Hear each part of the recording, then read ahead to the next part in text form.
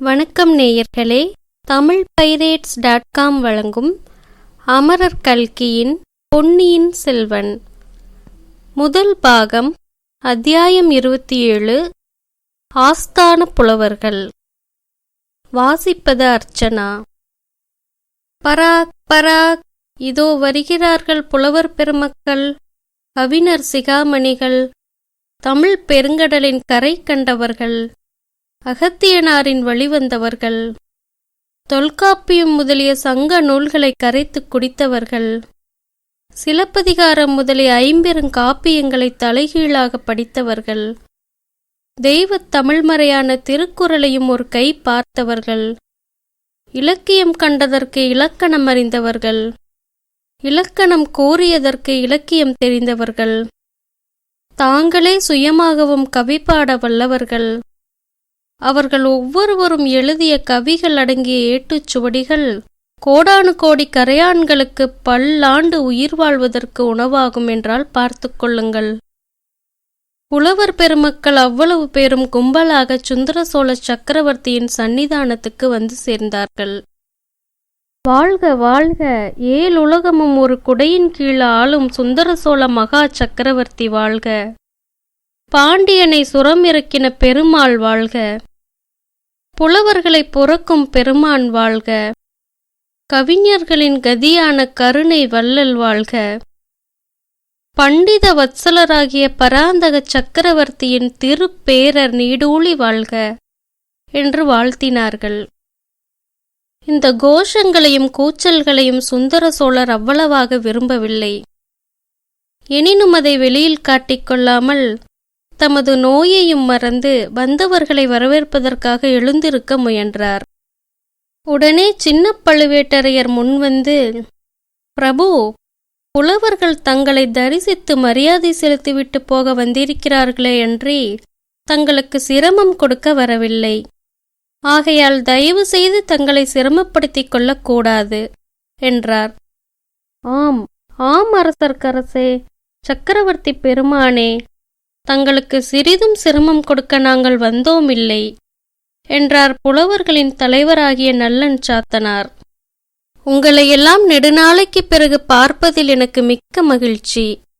அனைவரும் அமர வேண்டும், சில பாடல்கள் சொல்லிவிட்டு போக வேண்டும் என்றார் தமிழ் அன்பரான சக்கரவர்த்தி.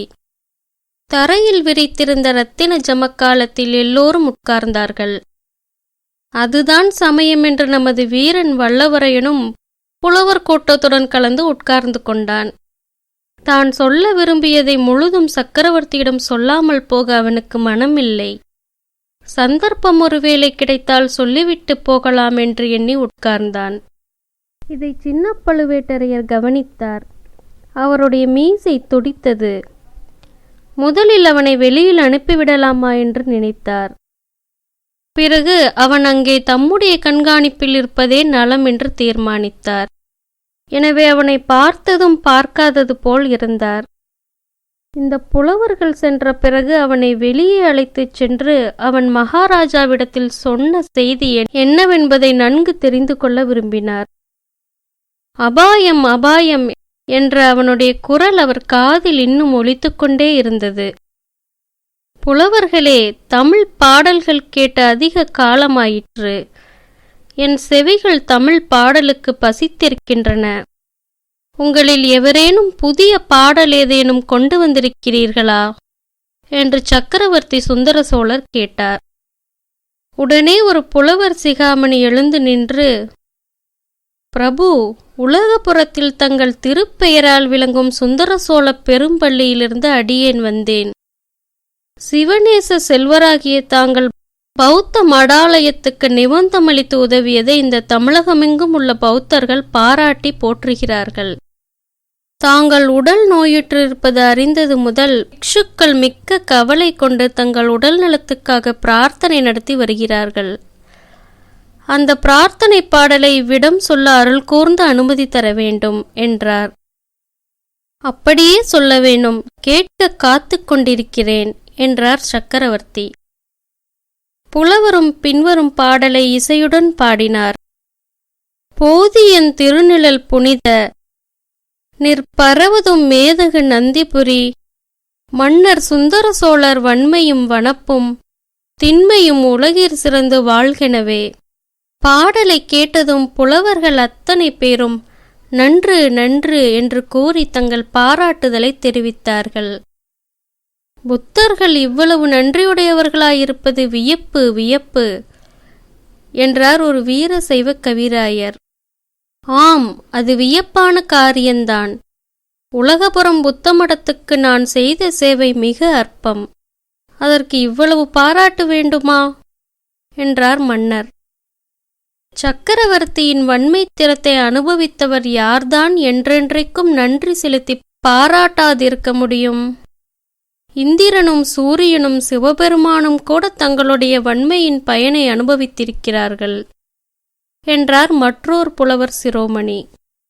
சுந்தர சோழர் முகத்தில் புன்னகை தவள, அது என்ன, இந்திரனும் சூரியனும் சிவபெருமானும் கூடவா? அவர்கள் எதற்காக என்னிடம் நன்றி செலுத்த வேண்டுமாம் என்று கேட்டார். ஒரு பாடல் சொல்ல அனுமதி தர வேண்டும் என்றார் அப்புலவர். அப்படியே நடக்கட்டும் என்றார் மன்னர். புலவர் கையில் கொண்டு வந்திருந்த ஓலையை பிரித்து படிக்கலுற்றார். இந்திரன் ஏற கரி அளித்தார், பரி 7 அளித்தார். செந்திரு மேனி தினகரர்க்கு சிவனார் மனத்து பைந்துகிலேற பல்லக்களித்தார். பழையாறை நகர் சுந்தர சோழரை யாவர் ஒப்பார்கள் இத்தொன்னிலத்தே. பாடலை புலவர் படித்து முடித்ததும் சபையிலிருந்த மற்ற புலவர்கள் எல்லோரும் சிரக்கம்ப கரக்கம்பம் செய்தும் ஆகாகாரம் செய்தும் நன்று நன்று என்று கூறியும் தங்கள் குதூகலத்தை வெளியிட்டார்கள். சுந்தர சோழர் முகமலர்ச்சியுடன், இந்த பாடலின் பொருள் இன்னதென்பதை யாராவது விளக்கிச் சொல்ல முடியுமா என்றார். ஒரே சமயத்தில் பலர் எழுந்து நின்றார்கள். பிறகு நல்லன் சாத்தனாரை தவிர மற்றவர்கள் அனைவரும் உட்கார்ந்தார்கள். நல்லன் சாத்தனார் பாடலுக்கு பொருள் கூறினார். ஒரு சமயம் தேவேந்திரனுக்கும் விருத்திராசுரனுக்கும் போர் நடந்தது. அதில் இந்திரனாருடைய ஐராவதம் இறந்து போய்விட்டது. அதற்கு இணையான வேறொரு யானை எங்கே கிடைக்கும் என்று இந்திரன் பார்த்து கொண்டிருந்தான். கடைசியில் பழையாறை நகரில் வாழ்ந்த சுந்தர சோழ சக்கரவர்த்தியிடம் அவன் வந்து ஐராவதத்துக்கு நிகரான ஒரு யானை வேண்டும் என்று யாசித்தான். ஐராவதத்துக்கு நிகரான யானை என்னிடம் இல்லை, அதைவிடச் சிறந்த யானைகள்தான் இருக்கின்றன என்று கூறி இந்திரனை தமது யானை கொட்டாரத்துக்கு அழைத்துச் சென்றார். அங்கே குன்றங்களைப் போல் நின்ற ஆயிரக்கணக்கான யானைகளை தேவேந்திரன் பார்த்துவிட்டு எதை கேட்பது என்று தெரியாமல் திகைத்து நின்றான். அவனுடைய திகைப்பை கண்ட சுந்தர சோழர் தாமே ஒரு யானையை பொறுக்கி இந்திரனுக்கு அளித்தார். அந்த யானையை எப்படி அடக்கி ஆளப்போகிறோம்? நம் வஜ்ராயுதத்தினால் கூட முடியாதே என்ற பீதி இந்திரனுக்கு உண்டாகிவிட்டதை கவனித்து வஜ்ராயுதத்தை விட வலிமை வாய்ந்த ஒரு அங்குசத்தையும் அளித்தார். பின்னர் ஒரு காலத்தில் செங்கதிர் பரப்பி உலகுக்கெல்லாம் ஒளி தரும் சூரிய பகவானுக்கும் ராகு என்னும் அரக்கனுக்கும் பெரும் போர் மூண்டது. ராகு தினகரனை விழுங்கப் பார்த்தான், முடியவில்லை. தினகரனுடைய ஒளி அவ்விதம் ராகுவை தகித்து விட்டது. ஆனால் சூரியனுடைய தேரில் பூட்டிய குதிரைகள் 7 ராகுவின் காலகோடி விஷத்தினால் தாக்கப்பட்டு இறந்தன. சூரியன் தன் பிரயாணத்தை எப்படி தொடங்குவது என்று திகைத்து நிற்கையில் அவனுடைய திக்கற்ற நிலையை கண்ட சுந்தர சோழர் 7 புதிய குதிரைகளுடன் சூரிய பகவானை அணுகி, ரதத்தில் இந்த குதிரைகளை பூட்டிக் கொண்டு சென்று உலகத்தை உய்விக்க வேண்டும் என்று கேட்டுக்கொண்டார். தன் குலத்தில் வந்த ஒரு சோழ சக்கரவர்த்தி இவ்விதம் சமயத்தில் செய்த உதவியை சூரியனும் மிக மெச்சினான். பின்னர் சிவபெருமானுக்கும் பார்வதி தேவிக்கும் கைலயங்கிரியில் திருமணம் நடந்தது. பெண் வீட்டார் கல்யாண சீர்வரிசைகளுடன் வந்திருந்தார்கள். ஆனால் பல்லக்கு கொண்டு வர தவறிவிட்டார்கள். ஊர்வலம் நடத்துவதற்கு எருது மாட்டை தவிர வேறு வாகனம் இல்லையே என்று கவலையுடன் பேசிக்கொண்டார்கள். இதை அறிந்த சுந்தர சோழ சக்கரவர்த்தி உடனே பழையாறை அரண்மனையிலிருந்து தமது முத்துப்பல்லக்கை கொண்டு வரச் சொன்னார்.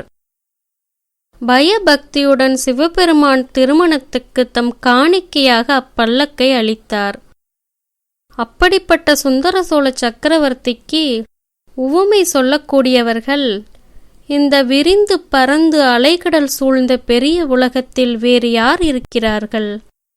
இதையெல்லாம் கேட்டுக்கொண்டிருந்த சுந்தர சோழ சக்கரவர்த்தி கலீர் என்று சிரித்தார். நோயின் வேதனையால் நெடுநாள் சிரித்தறியாத சக்கரவர்த்தியின் சிரிப்பு அவருடைய இணைப்பிரியா பத்தினியான மலையமான் மகள் வானவன்மாதேவிக்கும் தாதியர்களுக்கும் அரண்மனை வைத்தியருக்கும் கூட சிறிது உற்சாகத்தை அளித்தது. கோட்டை தளபதி சின்ன பழுவேட்டரையர் இத்தனை நேரமும் நின்று கொண்டே இருந்தவர் சக்கரவர்த்தியை கைகூப்பி வணங்கி, பிரபு, நான் பெரிய தவறு செய்துவிட்டேன், பிழை பொறுத்து மன்னிக்க வேண்டும் என்றார். ஆ, தளபதியா பேசுகிறது? நீர் என்ன பிழை செய்தீர்? எதற்காக மன்னிப்பு? ஒருவேளை இந்திரனுக்கு நான் அளித்த வெள்ளை யானையையும் சூரியனுக்கு அளித்த குதிரைகளையும் திரும்ப பறித்து கொண்டு வந்து விட்டீரோ? சிவபெருமானிடமிருந்து சிவிகையையும் பிடுங்கிக் கொண்டு வந்து விட்டீரோ? செய்யக்கூடியவர்தான் நீர் என்று சுந்தர சோழர் சொல்லி மீண்டும் சிரித்ததும் சக்கரவர்த்தியுடன் சேர்ந்து புலவர்களும் சிரித்தார்கள். எல்லாரையும் காட்டிலும் அதிகமாக வந்தியத்தேவன் சிரித்தான். அதை சின்ன பழுவேட்டரையர் கவனித்து அவனை நோக்கி கடுமையாக ஒரு பார்வை பார்த்தார். உடனே சக்கரவர்த்தியின் பக்கம் திரும்பி பார்த்து கூறினார், அரசர்க்கரசே, நான் செய்த பிழை இதுதான். இத்தனை காலமும் நான் இவர்களை போன்ற புலவர் சிகாமணிகளை தங்களிடம் வரவொட்டாமல் தடை செய்து வைத்திருந்தேன். அரண்மனை மருத்துவர் சொற்படி செய்தேன். ஆனால் இப்போது அது பிழை என்று உணர்கிறேன். இந்த புலவர்களின் வரவினால் தங்கள் முகம் மலர்ந்தது. இவர்களுடைய பேச்சை கேட்டு தாங்கள் வாய்விட்டு சிரித்தீர்கள். அந்த குதூகலச் சிரிப்பின் ஒளியை கேட்டு உடைய பிராட்டியின் முகமும் தாதியரின் முகங்களும் மலர்ந்தன. நானும் மகிழ்ந்தேன். இவ்வளவு குதூகலம் தங்களுக்கு அளிக்கக்கூடியவர்களை இத்தனை நாள் தங்கள் சந்நிதானத்துக்கு வரவொட்டாமல் தடுத்தது என்னுடைய பெரும் பிழைதானே என்றார். நன்று சொன்னீர் தளபதி. இப்போதாவது இதை நீர் உணர்ந்தீரல்லவா? வைத்தியர் சொல்வதை கேட்க வேண்டாம், புலவர்கள் வருவதை தடுக்க வேண்டாம் என்று உமக்கு நான் அடிக்கடி சொன்னதின் காரணம் தெரிகிறது அல்லவா என்றார் சக்கரவர்த்தி. அரண்மனை வைத்தியர் எழுந்து கைகட்டி வாய் புதைத்து ஏதோ சொல்லத் தொடங்கினார். அதை சுந்தர சோழர் சட்டை செய்யாமல் புலவர்களை பார்த்து, இந்த அருமையான பாடலை பாடிய புலவர் யார் என்று உங்களில் யாருக்காவது தெரியுமா? தெரிந்தால் சொல்ல வேணும் என்றார். நல்லன் சாத்தனார், அரசர்க்கரசே, அதுதான் தெரியவில்லை. நாங்களும் அதை கண்டுபிடிக்க முயன்று கொண்டுதான் இருக்கிறோம். கண்டுபிடித்து அந்த மாபெரும் புலவருக்கு கவி சக்கரவர்த்தி என்று பட்டம் சூட்டவும் சிவிகையில் ஏற்றி அவரை நாங்கள் சுமந்து செல்லவும் சித்தமாயிருக்கிறோம். இதுகாரும் எங்கள் முயற்சி பலனளிக்கவில்லை என்று சொன்னார். அதில் வியப்பு ஒன்றுமில்லை. 4 வரி கொண்ட பாடலில் இவ்வளவு பெரும் பொய்களை அடக்கக்கூடிய மகா கவிஞர் தமது பெயரை வெளிப்படுத்திக் கொண்டு முன்வர விரும்ப மாட்டார்தானே என்று மகாராஜா கூறியதும் புலவர்களின் திருமுகங்களை பார்க்க வேண்டுமே. ஒருவர் முகத்திலாவது ஈயாடவில்லை. என்ன மறுமொழி சொல்லுவது என்றும் அவர்களுக்கு தெரியவில்லை. இந்த நிலைமையில் நமது வந்தியத்தேவன் துணிச்சலாக எழுந்து, பிரபு, அப்படி ஒரே அடியாக பொய் என்று தள்ளிவிடக்கூடாது.